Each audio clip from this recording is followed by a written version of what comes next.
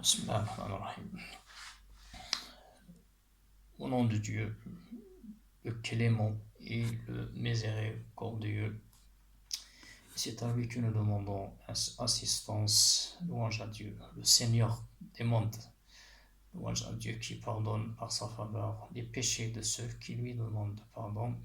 Et je témoigne également qu'il n'y a de divinité qu'Allah Azza wa Jal et que Mohammed, bien Mahomet, est son prophète et son messager. Je vais vous parler dans ce court et petit enregistrement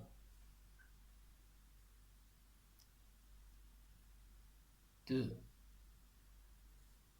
musulmans, comment ils étaient avant l'avènement de l'islam et comment ils sont devenus après, et faisant une petite comparaison avec notre époque et l'époque des premiers musulmans, à savoir notre prophète, que le salut soit sur lui, et ses compagnons. Voilà pourquoi je dis directement que les musulmans, ou bien les gens, notamment les Arabes qui vivaient dans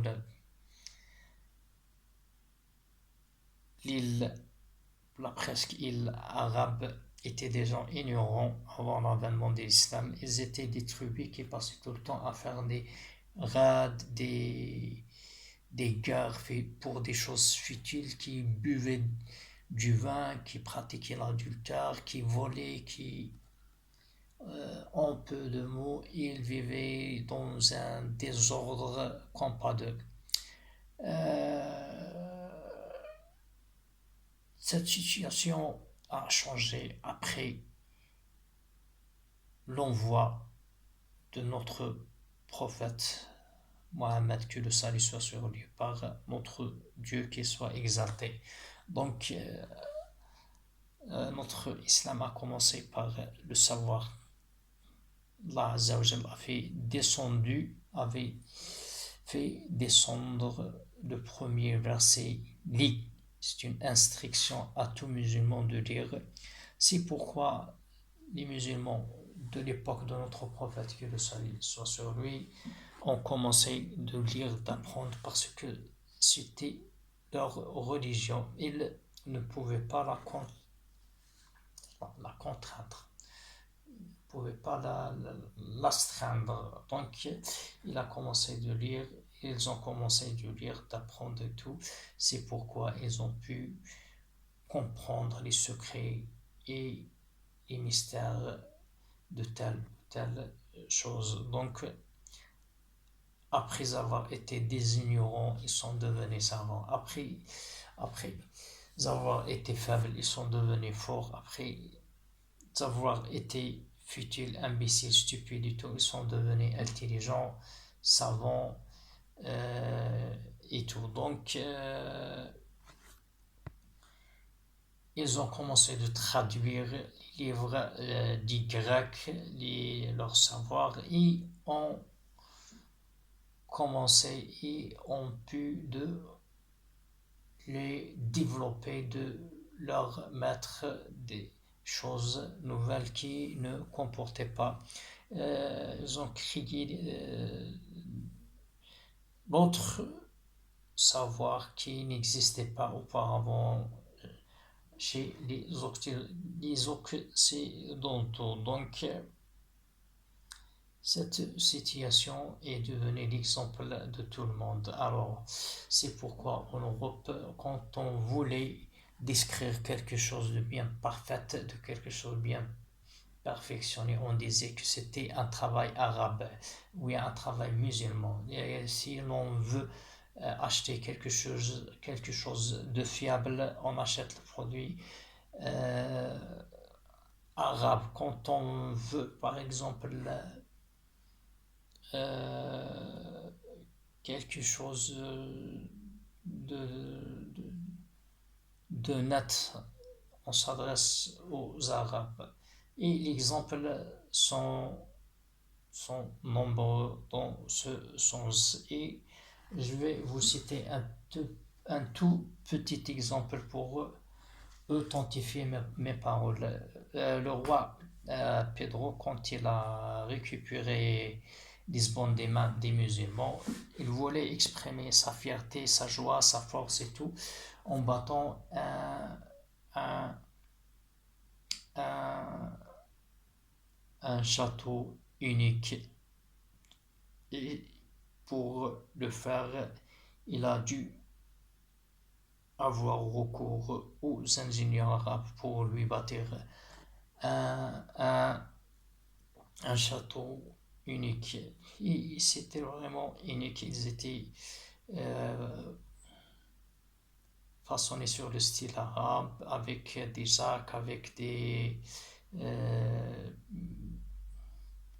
euh, euh, avec des jardins, et même la prière que l'on a inscrite, que l'on a inscrite sur les murs de ce château était écrite en arabe, car l'arabe aussi, comme les langues étrangères de notre époque, était la langue du savoir dans l'époque, notamment pendant le Moyen Âge qui s'étendait, si je ne m'abuse, fait erreur, depuis 667 jusqu'au 1453, l'année dans laquelle a pu le prince Mohammed le Turc d'ouvrir Constantinople, ou bien d'autres, selon d'autres versions, en 1499, l'année exacte où la dernière civilisation musulmane aux Andalous en Espagne avait chuté, la même année où Christophe Colomb a découvert l'Amérique.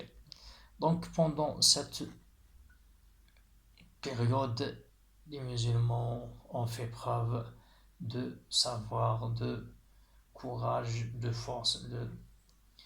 Il y en a des exemples qui sont cités dans les grandes universités européennes.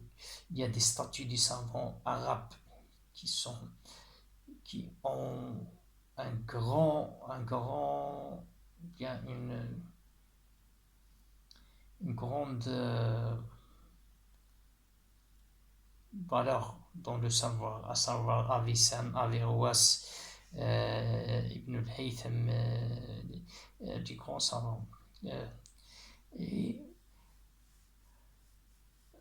pourquoi, la question qui se pose maintenant, bien qui traverse l'esprit de quiconque, pourquoi les musulmans étaient ainsi et pourquoi maintenant ne le sont pas. Et la réponse est simple et facile parce que les musulmans de cette époque pratiquaient l'islam, car toutes ces bonnes choses ont surgi de l'islam, des instructions d'Allah subhanahu wa ta'ala et de son prophète qui le salut sur lui. Maintenant, les musulmans ont de l'islam que le nom et même l'apparence aspectuelle du musulman a disparu, comme notre prophète que le salut sur lui a dit dans un de ses hadiths où il nous prévient, où il nous informe de la trahison des musulmans, car où il dit que les musulmans, bien vous autres musulmans, vous allez déroger des règles de l'islam, en commençant par le gouvernement, la gouvernance, jusqu'à la dernière, c'est la prière. Donc, et moi je m'adresse dans dans ce petit enregistrement aux musulmans occidentaux, notamment les Français qui comprennent ma langue, c'est de faire quelque chose pour l'islam et de le pratiquer. Des gens, les premiers gens de cette nation, et ne pas imiter les exemples des musulmans de notre époque. J'espère enfin que mon message était très bien clair et bien transmis. Et je prie Allah Azzawajal enfin de nous pardonner tous nos péchés et de nous remettre dans sa bonne direction avec sa miséricorde et Assalamu alaikum.